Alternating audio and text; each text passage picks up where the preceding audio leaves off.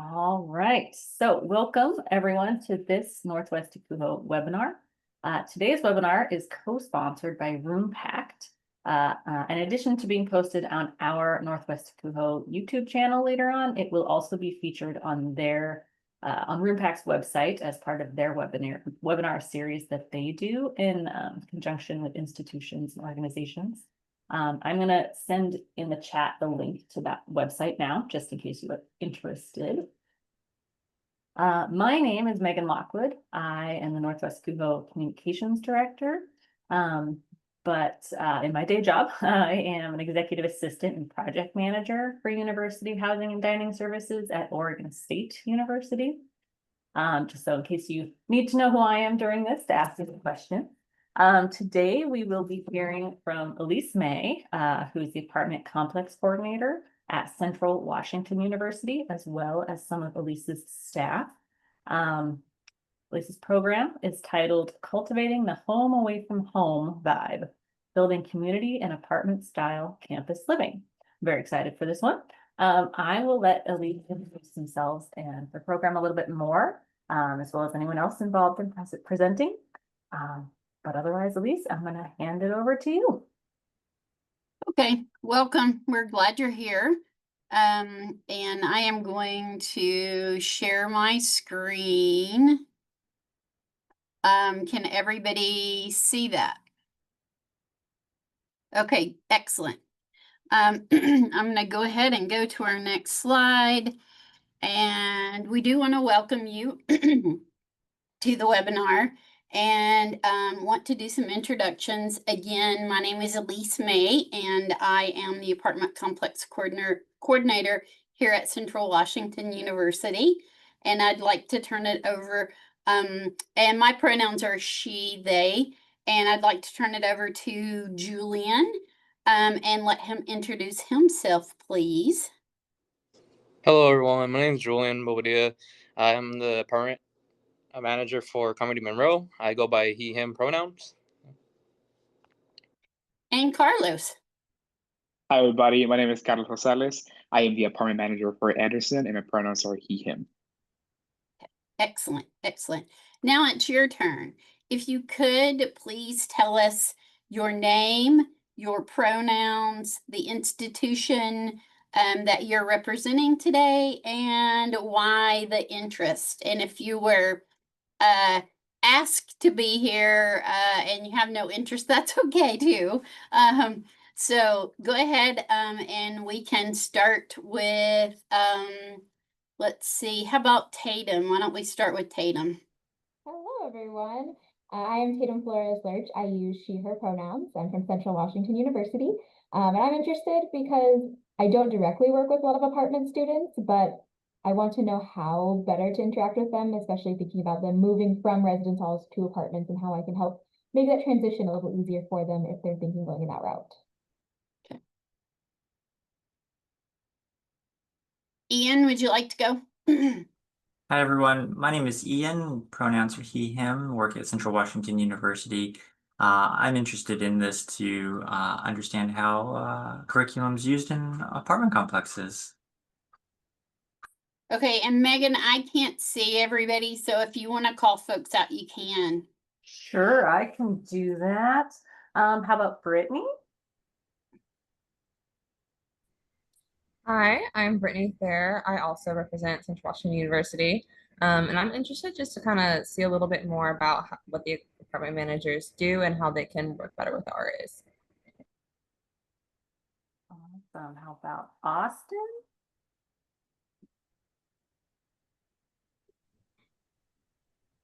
Zoom in a while, trying to figure out how to turn my camera on. Howdy. Alrighty. My name is Oscar Motherby, he, him pronouns. I am also at Central Washington University. And yeah, I'm just interested to see the cool things happening in the apartments. All right. Brendan? Yes. Hello, everyone. My name is Brendan. I'm also from Central Washington University. And I'm interested in learning how to strategies to build community in apartments that differ from residence halls. Great. I'm trying to go down my list here. Calvin? Hey everyone, my name is Calvin. This is Eliana.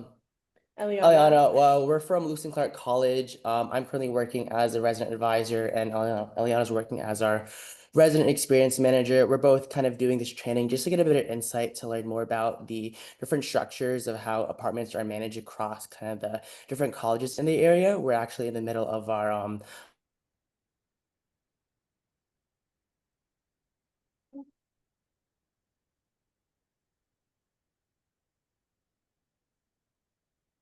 Calvin freeze for other folks. Calvin, you froze on us. I apologize if you're still talking. But we're gonna move on. I'm going to come back to you to Chelsea. Hi, everybody. I am Chelsea Brown. I use she, her pronouns. I work at Central Washington University. I just am here. Oh, sorry. Looking forward to learn anything more I can about apartment manager, working with apartment managers, how to support apartment complexes, more in residence side. So. Chelsea, Christine. Hi, I'm Christine Toller, and I am from the University of Victoria. I use she, her pronouns. And I am here because we are looking to expand, and our proposed new build is going to have 3 times the amount of apartments as we do currently on campus total at the moment. So just in preparation of a new building in 2029, perhaps. Well, that's exciting. Congrats. Next up, Eric.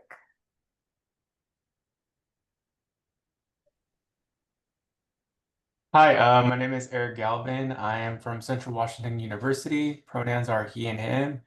And the reason I'm here is because I would like to learn more about curriculums. I'm familiar with the ones in residence halls, but I would like to learn more about in the setting of in the apartments.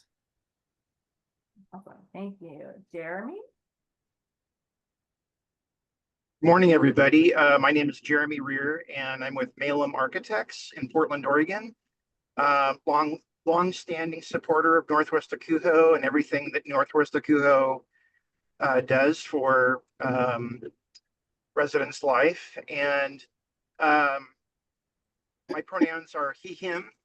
I am here today to learn more, similar to Brandon's interests, learn more about how to build more or better community and apartment style living as compared to traditional dormitory style living. So yeah, thank you, and thank you for having me. Yeah, thanks, Jeremy, for joining. Okay. Caitlin, did you go already? I did not, but I'll introduce myself. I'm Caitlin. I use she, her pronouns. I'm also representing Central Washington University, and similar to what Brendan and Jeremy just said, I'm very interested in learning how to build and kind of what the process is about community building in the apartments, especially since I work with the residence hall. So seeing the transition from residence halls to apartments is very interesting. Thank you. Catherine? Hi everyone. My name is Catherine Higgins. I use she, her pronouns. I am coming to you from the University of Washington, Bothell. And I'm interested in this webinar because I recently started overseeing an apartment style building and been doing some research on apartment style community building and trying to build out my toolbox. Thank you. Marin? Hi, I'm Marin. I use she, her pronouns. I'm at Skagit Valley College. We only have apartments, and yeah, definitely has unique challenges, especially for it's like harder to build community. So interested in that. Thank you. Michael? Good morning. Another wildcat, but Megan, not your alum type wildcats. Give gave a couple ideas for this presentation, but I chickened out on doing it. I've got a face not good for webinars and a voice for I don't know what, but excited to see what my colleagues have been able to come up with for it. Thanks, Michael. Let's see, Scott. Hey everyone, Scott Bertrand from Carson College in Victoria, British Columbia, Canada. Pronouns he, him. I'm here. We're just about to start construction on our first ever student housing building. One of the areas will be apartment style, and we're building a building. We're building a whole new unit. Right now, the only one in housing, and obviously we have to think about how we're building intentional spaces and intentional communities as well. So I'm very grateful for Northwest NWACUHO. I connect with a number of our members regularly to get ideas and thoughts. So I'm just just very happy to be here and to gain some knowledge through your experiences. Thanks, Scott. Tamisha. Hi everyone, good morning. My name is Tamithia Wakefield. My pronouns are she and hers. I work at the University of Washington, Seattle, and I supervise our undergraduate apartments. So just interested as a new employee of the university and just bringing back some great information at some of our next meetings. Awesome. Okay, did I miss anyone that may have joined after I started? Feel free to speak up. Okay, Elise, I think that was all the intros. Okay, great. We're really glad to have you all here. Hopefully, if your questions aren't answered, or you need more information, you can certainly reach out at the end. Our email will be on the screen, so you'll have that. So I'm going to go ahead and go to the next slide. And it's basically going to talk about our agenda and our goals. We're going to start off with the definition of non-traditional apartment style living at Central. And perhaps you might have something different, but Julian's going to give an overview about what that is for us. And then we're going to talk about why it's important to build and cultivate community. And I know that you all have mentioned that over and over and over again today. So that gives us positive reinforcement there that we're doing something, hopefully that'll be meaningful to you. We're going to give some strategies to help foster a home away from home atmosphere. I know that that was something that you all mentioned. And then we're going to talk about and we're going to try to help us understand students' needs and their preferences better. And then we're going to give you some tools and some resources. And then we are going to have a question answer period if there are any. I'm going to tell you we may not have the answer, but I can tell you that if you ask me the question, I will find out the answer for you and get you the information if we don't have it today. And then it's just a recap, our takeaways that we took away from it. And then there is a deep thought quote that I want you to think about before we leave. And then there's going to be kudos. I have several people that I want to thank at the end. So our next thing is definition of non-traditional style housing at CWU. And I am going to let Julian go ahead and take away that. Awesome. Thank you so much. All right, everyone. I see when we kind of talk about non-traditional style housing, we're kind of referring to apartment style living that differs from the traditional resident hall model. These things are often more independent. They cook for themselves, manage their own space, are sometimes older and can be transfer students, even at times international. This creates a unique opportunity and challenge, which can create a more diverse building community in a space that can often feel more private or disconnected. So today we're going to be diving into how we can better understand and serve these residents.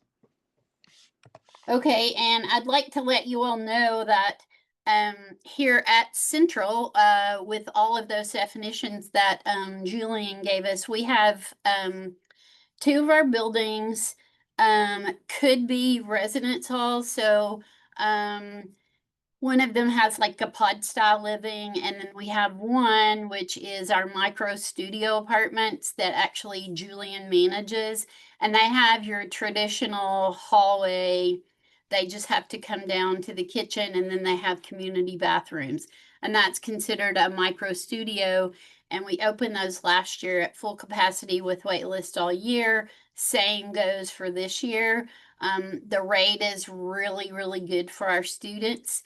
Then we have Brook Lane, and we have Get Short, we have Wall, and let's see, Student Village, and they're all apartment style living situations to where it could be singles, it could be doubles, it could be triples, just depending on what they sign up for.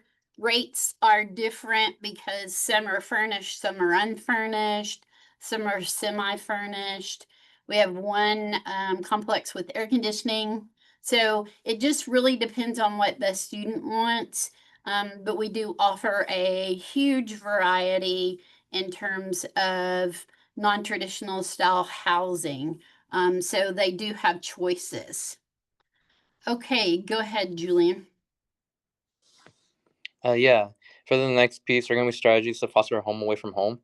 Creating a home away from home starts with intentional community building, meaning we don't leave it to chance. We personalize their space where possible and engage in residents directly. It's all about making people feel like they matter. We encourage staff to have conversations, show up consistently, and make residents feel seen. That might mean remembering their names, their favorite meals, or even checking in before finals. Every small interaction really counts. Okay. Next, I'm going to talk about how we do it at CWU, but I did want to say that whether you ever see a single small building or multiple apartment style complexes, these strategies are pretty flexible, they're scalable, and they're ready to use. You'll leave with the ideas that you can help your students feel welcome, supported, and part of a thriving residential community. Because of a strong sense of belonging, just doesn't happen. It's intentionally cultivated. Okay. So how we do it here at Central is we use something called Room Pack. And I'll go over a little bit about that. They're one of our co-sponsors, so I want to give them a plug as well. We do social events and activities with creative advertising. I think that that's something that's a challenge because you just don't walk down the hall and see the poster. We've got to be intentional on how we're getting that stuff out. Take two events, and that's something that our student union or student government or other RAs across campus have created that program, and we may take students to those events. So we don't always have to create the event ourselves. We can actually take a group of students to them. And that's kind of hard because there's lots of things going on, but there's a book that it's called the Hype Book, and it has all of our large programs throughout the year. And sometimes we circle things and we're like, oh, that'd be really cool. Like Cheeks and Chong, one of them came last year. Well, that was a big thing is we circled that and we, folks took folks to that. And then in the residence halls, I did want to talk about some clause events, and I'll tell you exactly what that means. And then we want to talk about providing inclusivity and diversity across our communities. We want to talk about safe and supportive environments. And then we want to talk about understanding students' needs and preferences. So the first one, this is pretty cool. You can see room packs on the computer. This is probably an apartment manager or an RA's room. They've got room pack on their computer because they're going to enter some cat connections. And what do I mean by that?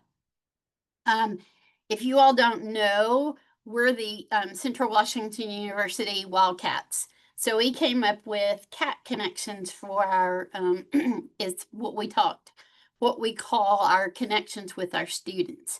And I did want to say a little bit about RoomPack. RoomPack's a software that designs and creates solutions for Res Life and educational program.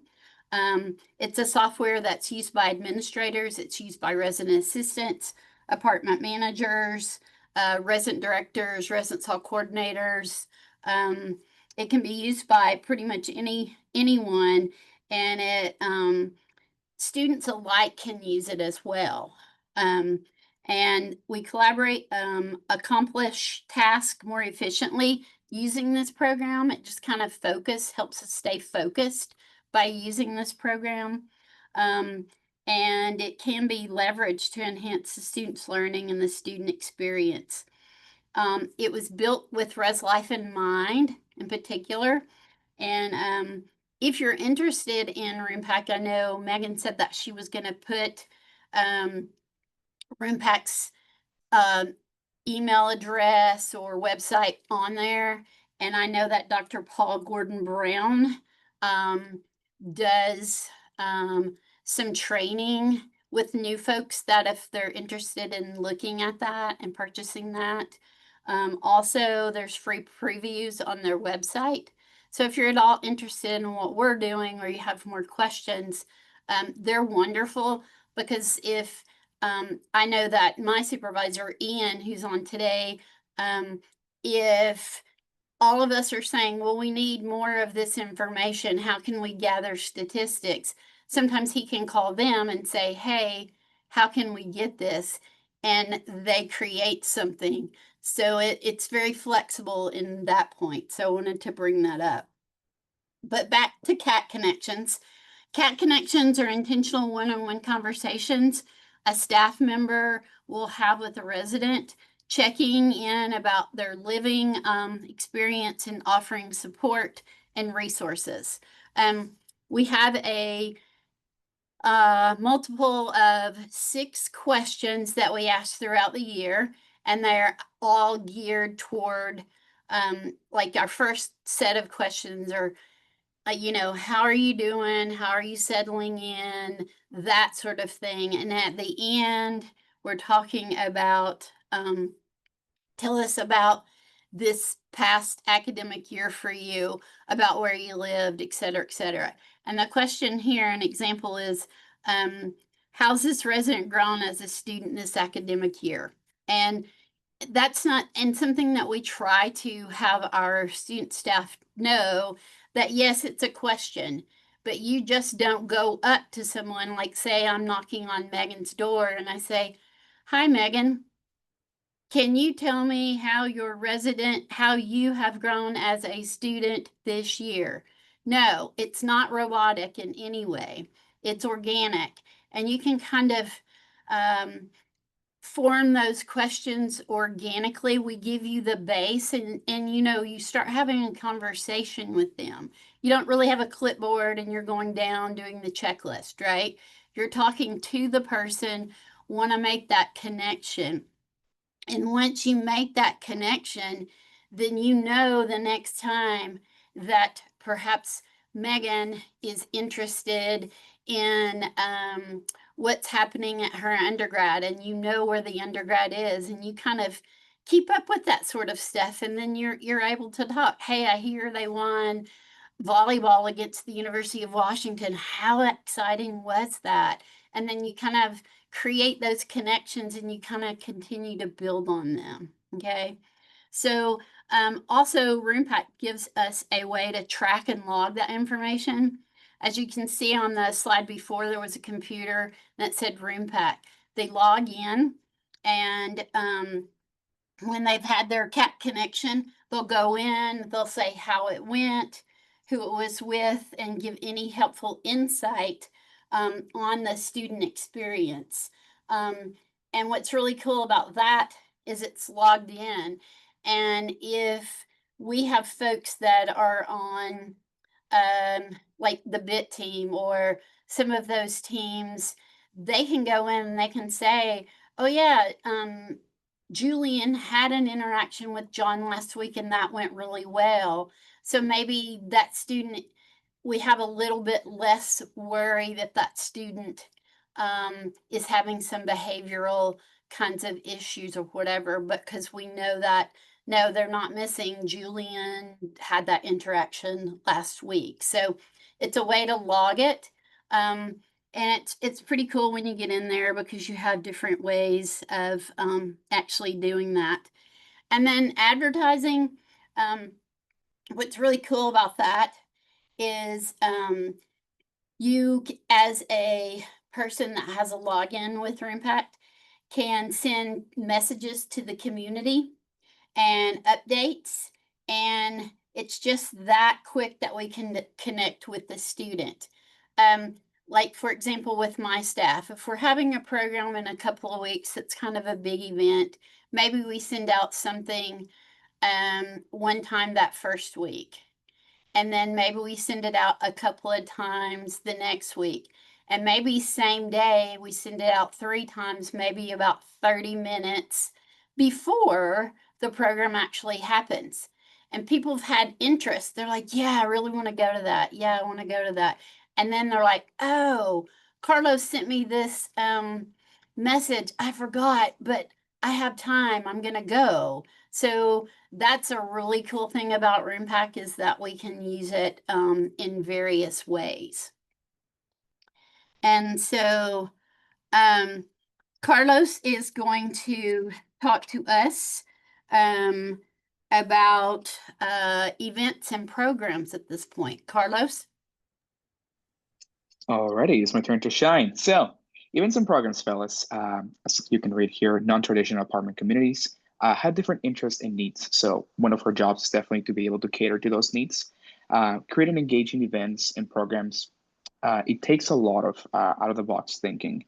And, having a central location is very key. And this, there's a variation, of course, per apartment complex. But some of examples that we can have for events and programs that have worked in the past, karaoke nights. People seem to love those a lot. I like those a lot. Barbecues and s'mores night, speed friending mixer. Those can work really well at the beginning of the year to try to get residents to know their neighbors and create new friendships as well. Scary story movie nights as well. And like we previously mentioned, take two events. We don't always have to come up with events. There's events happening on campus. So if we have the ability to take our residents to those events, we go ahead and do so.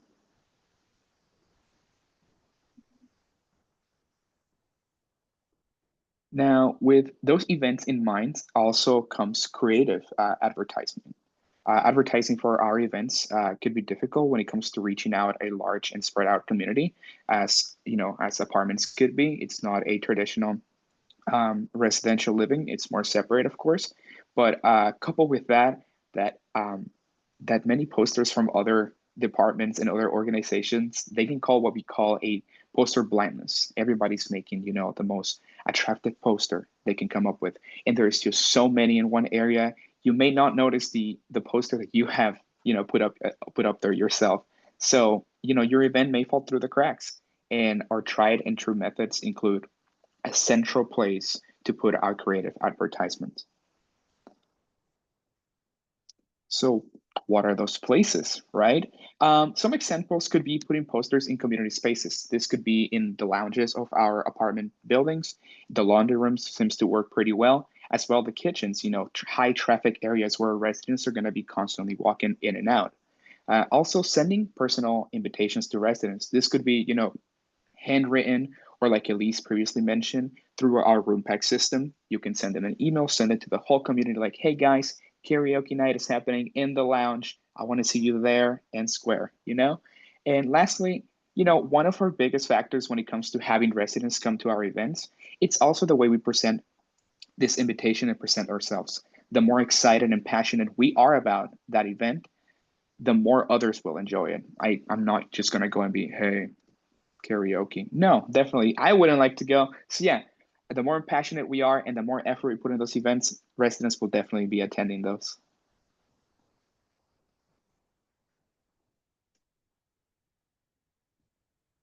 And that, couple up with that, it comes inclusivity and diversity. Inclusivity and diversity, hosting culture nights where residents share traditions, food, and music. So it doesn't always have to be a karaoke, a barbecue, s'mores event. It could be traditional, try to explore some of the roots and try to get to know our residents as well. We have residents of many backgrounds. That also comes with celebrating heritage months and holidays that reflect those students' backgrounds as well. And encouraging student-led events that highlight different perspectives. You don't always have to be the one coming up with those events. You can talk to your residents, hey guys, what would you like to do? And if they have some ideas, work with them. At the end of the day, these events are for them. And if you're able to work with them, you're going to have a successful event. And going along those same lines, speed friending. We've probably all done it.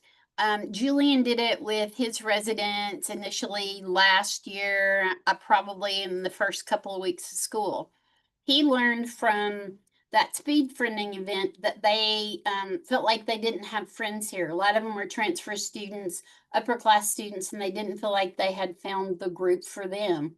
So they wanted friends. So he would make introductions of people that lived in the building. He also formed a group that went to RHA, and that's a Residence Hall Association. He took students to that. And what's special about that is we've not had apartments students go to that. In my time here, and I've been here 15 years, and I don't know that we've ever gone. And so that was good. They kind of got involved in some committees. They got involved that way. So that was excellent for him to be very observant, to know that they had friends, that they needed friends. And that was another large place that they could go and meet students who live on campus. They just didn't live in the apartments. So they lived on campus. So they made some strides about that. And that was excellent as well. So Julian, go ahead. All right, moving on over. A true home away from home isn't just about comfort. It's about feeling safe and seen and supported. That's why at Central Washington University, we make students' well-being a top priority. As a big advocate for mental health and wellness, it's a great thing here in Central that we offer a wide range of mental health and wellness programs, from stress reliever workshops to mindful and grounding sessions. These aren't just buzzwords. We actually do commit to these things, and these are intentional spaces where students can pause, breathe, and take care of their mental and emotional health. Beyond programming, we focus on creating safe spaces, both physical and emotional, where residents feel comfortable opening up, whether it's through casual conversation, peer support, or staff just being present. We want students to know you're not alone. There's always someone ready to listen, support, and stand beside you. That's what transforms housing into a home, the presence of trust, care, and connection.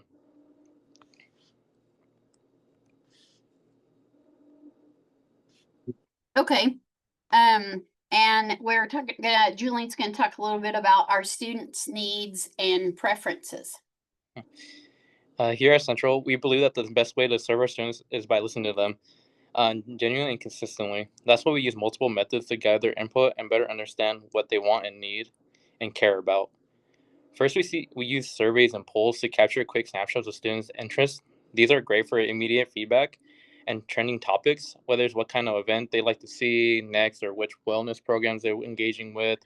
Second, we can conduct focus groups. These allow us to dig deeper into live experiences of our residents, especially those in non-traditional or apartment styles, such as here, or over at Wall, Brook Lane, etc.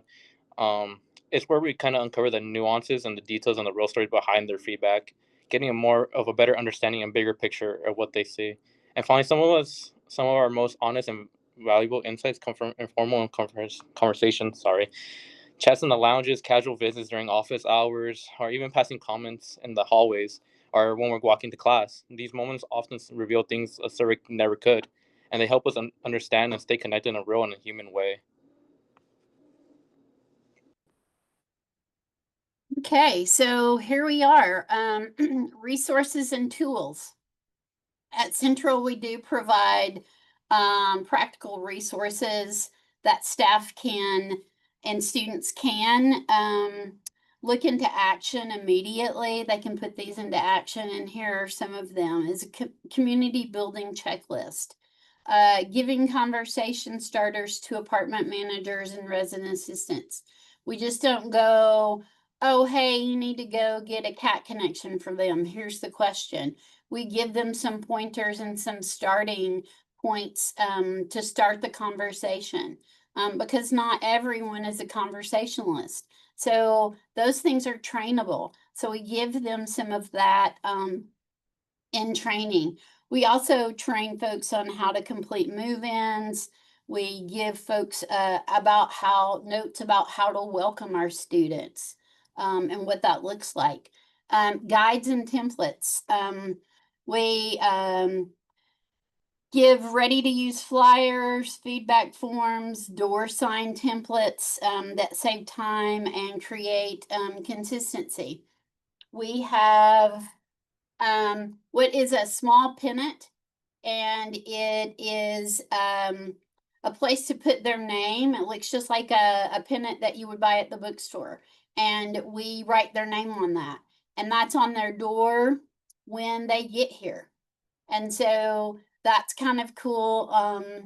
And folks really appreciate that. That's consistent. So it allows our staff not to have to recreate the wheel and spend all that creativity making door tags. They can totally do that if they want to, but we give them something that's there, that's easy to use, and then they can spend the majority of their time figuring out how to build rapport with our students. What are the programs we want folks to go to? And then we do have platforms which uses the simple software to manage RSVPs. There are many apps available that communicate event updates, and that's RoomPack. And keep residents informed. Tools like GroupMe, Engage, or even Microsoft Teams can help make it easier to reach our students. Most of you would say that they like to watch reels, or the bigger thing today is TikToks. We've had students create TikToks to invite folks to an event. And so that becomes very popular. Folks love to see that.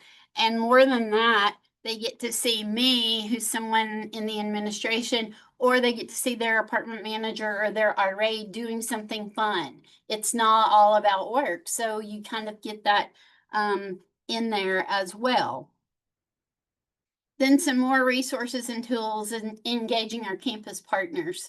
I think sometimes we live in our own world and we forget that we have other folks that we can engage that bring them into the residence halls or apartments. And we also can take our students to go to some of these places. And some is dining services. They have special food nights.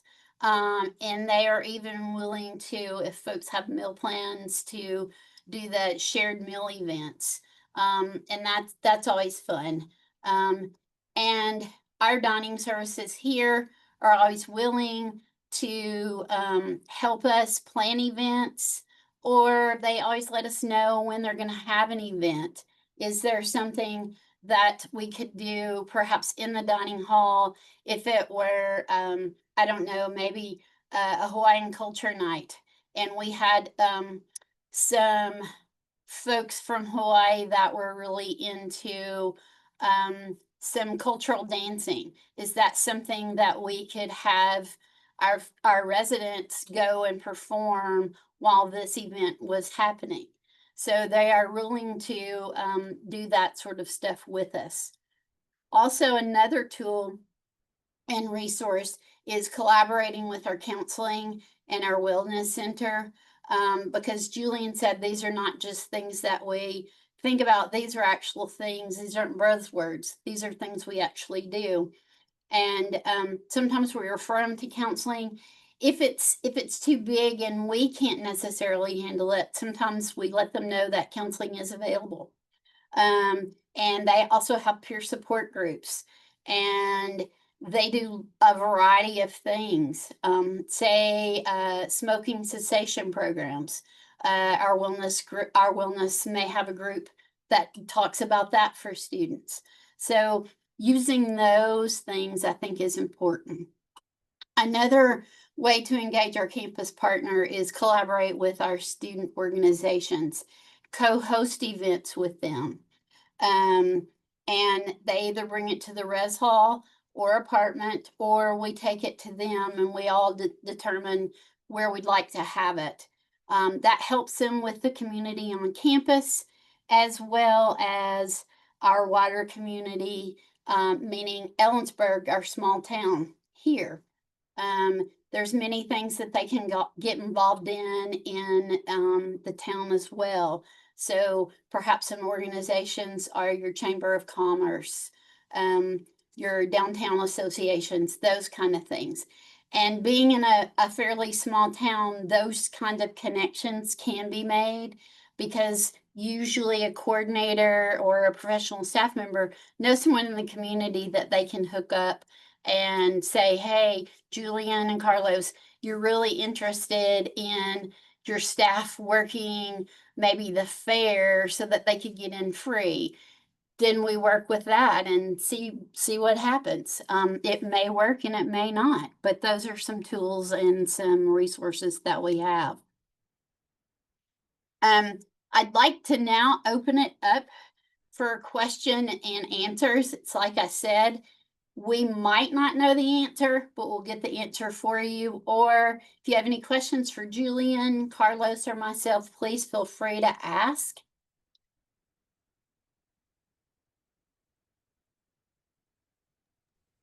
Elise, I have one. Can you maybe talk about clause? I think I missed what clause stood for and what those were. No, clause is something that we use, like I said, at Central. We're the Wildcats, and they have clause, you know. So clause stands for community-led active welcome sessions. And so that's clause. And they are done in the residence halls every night. And at a specific time, whatever time they've determined, and I believe it's 8 to 10, every night in a lounge or a lobby, that sort of thing, within the residence hall, there is some sort of event going on. Is it, I don't know, a singer and it's packed all the time? Not necessarily. There are craft sessions. There are making posters because perhaps they want to go and be supportive of a campus organization, so they're making posters for that.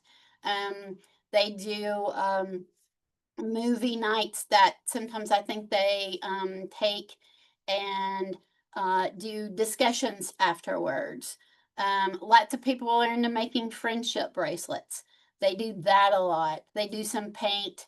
I think they've done root beer sip and paint, which is kind of cool. And so that's based off some things that you see out in the community as well.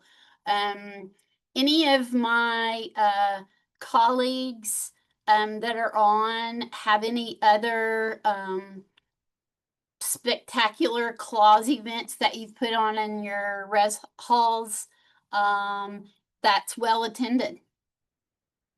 Anybody?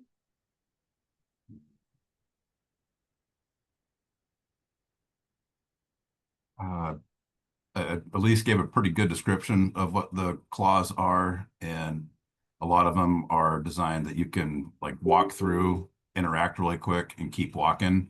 A pretty popular one in my area has been swapping dad jokes, where an RA is posted up there. He's got a bowl of candy. He'll give you a dad joke.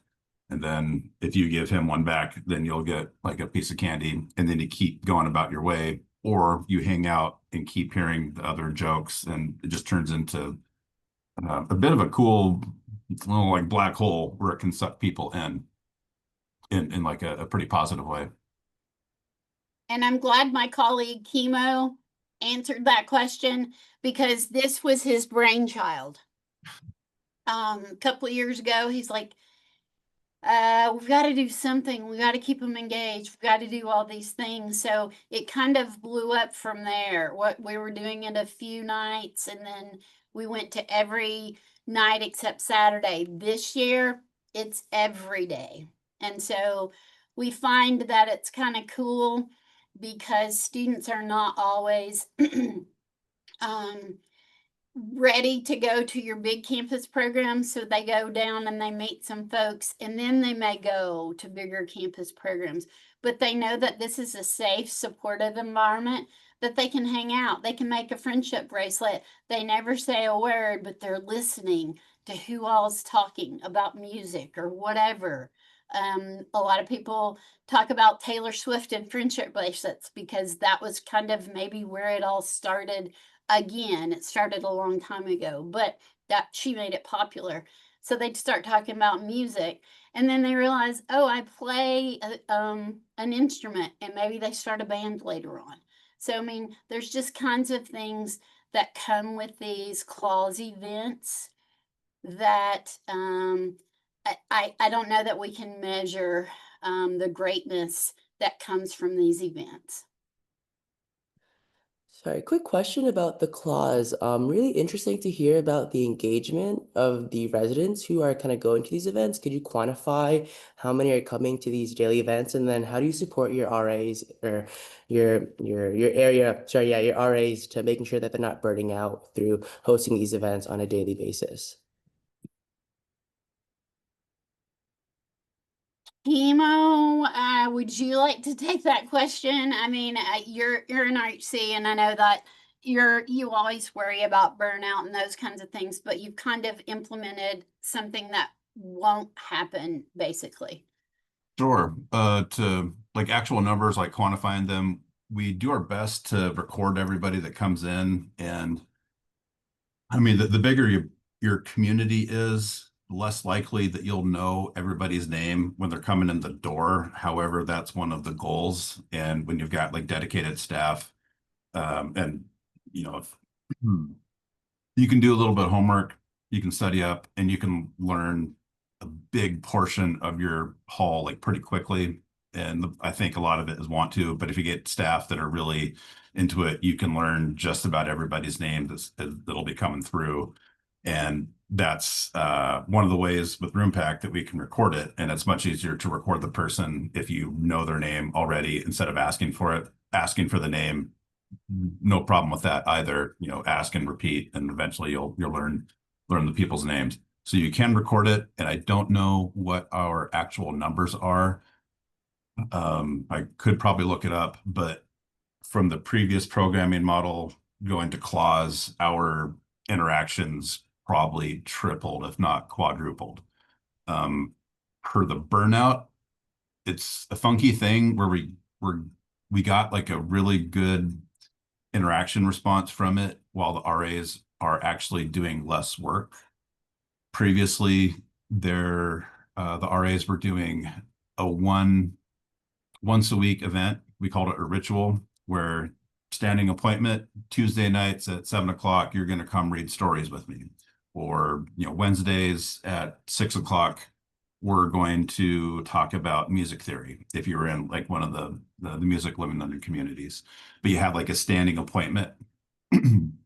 After we switched to clause, well, I guess for the standing appointments, we found that, you know, post-pandemic and even kind of pre-pandemic a little bit, not as many people were turning out for them. And post-pandemic, when we tried it, the numbers just were not very good at all. The amount of engagement that we thought people were going to be wanting after coming out of COVID was not what we were seeing. Switched up to clause. You've only got to do one claw. Well, our duty structure, we have 2 RAs on, and the secondary RA will be leading the claw. So they've only got to do it pretty much every other week, twice a month or so, instead of doing the weekly event. By switching to a nightly event, we're actually doing less RA wise, but getting like a pretty good response from it because the residents, it's in your living room. You walk in, You can participate as long as you want or not, and move about your way. So while we're doing kind of more events, the RAs are actually doing less work. Yeah. Great. Thanks for providing that insight, Michael. I appreciate it.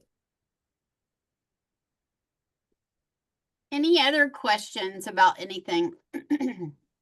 Ian has a hand up again. Okay, sorry, Ian.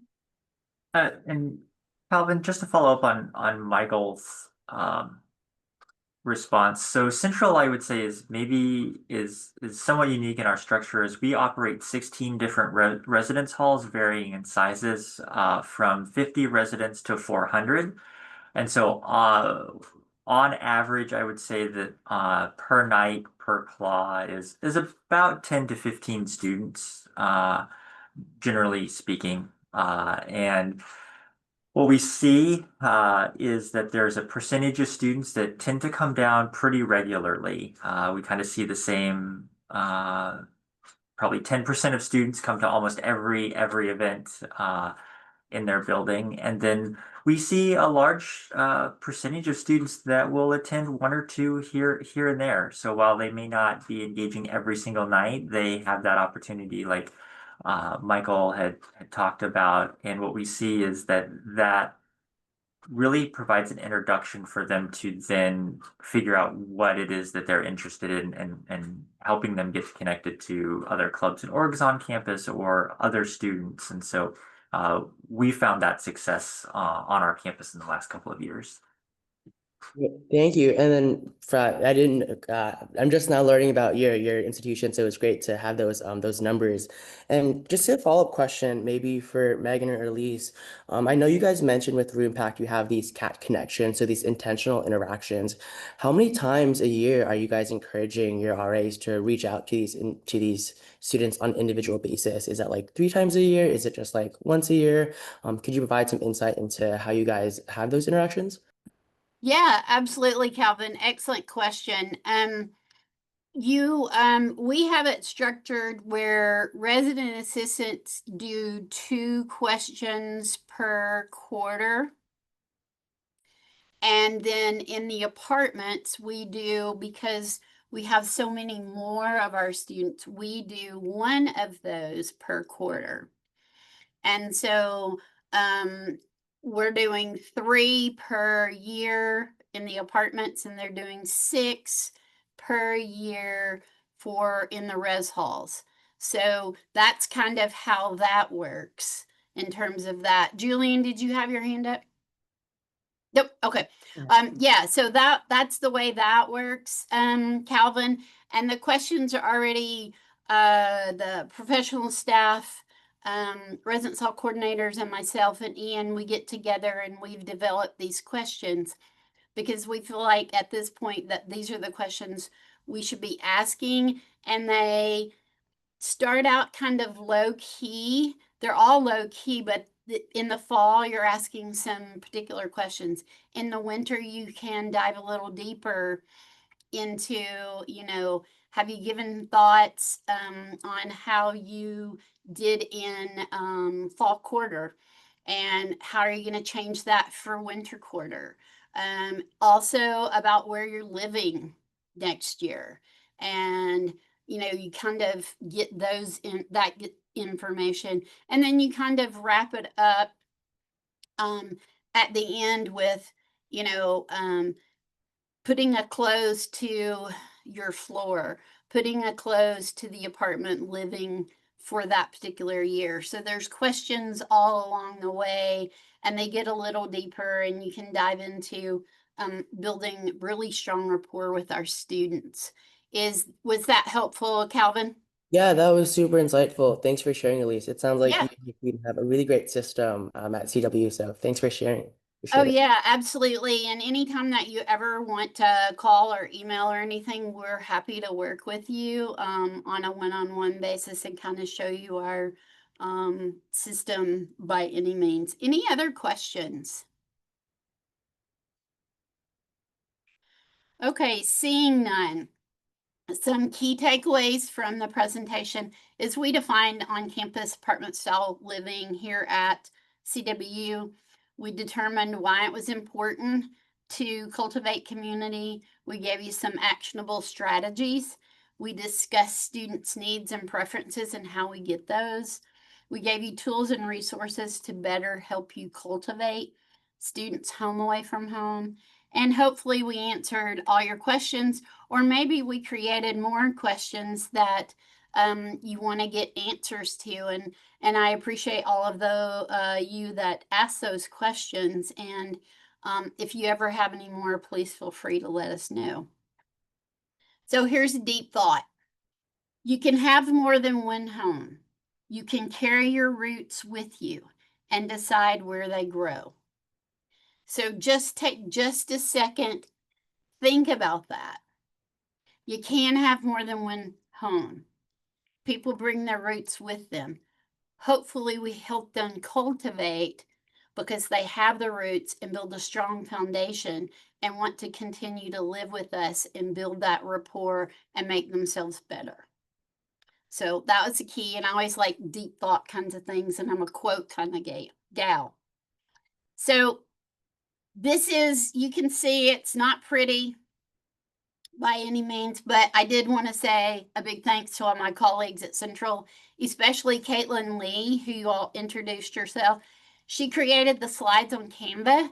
I gave her the information and she's like, oh, cultivate. And so she did the flower and watering it and growing it and that sort of thing. RoomPact for co-sponsoring the webinar, and for Northwest NWACUHO for the opportunity, and for my student staff apartment managers, Carlos Rosales and Julian Bobadilla. And thank you, and go Cats. And last one, you can see how pretty it is. That was created by Caitlin, okay? So you can see the difference there. We do hope you enjoyed the session, and there are our email addresses. So if you have particular questions once you get off and you're like, oh crap, I should have asked that, send us an email. We're more than happy to answer any of that. And Megan, I'll turn it back over to you. All right. Well, thank you so much, Elise, Julian, and Carlos. That was great. I learned a lot. Like I said, I think apartment living is not always a focus of some of our programming. And so it's really nice to hear a little bit more. Thank you everyone for joining us. I know we're just about at time. And we know this is a crazy time of year. So thank you for coming during everything that's probably going on at your institutions and organizations. The recording of this session will be up on the Northwest NWACUHO YouTube channel, hopefully by end of day, if not sometime this week. And then also thank you to RoomPact for co-sponsoring this webinar. Once again, I'm going to put a link in the chat to their other webinars that they do with others. Northwest School members, make sure to keep an eye on your emails for newsletters and other announcements of upcoming webinars. We're trying to get a whole bunch of them up and going this fall. And make sure to follow us on Instagram and Facebook at Northwest NWACUHO. Thank you everyone so much, and have a great rest of your day. Thank you.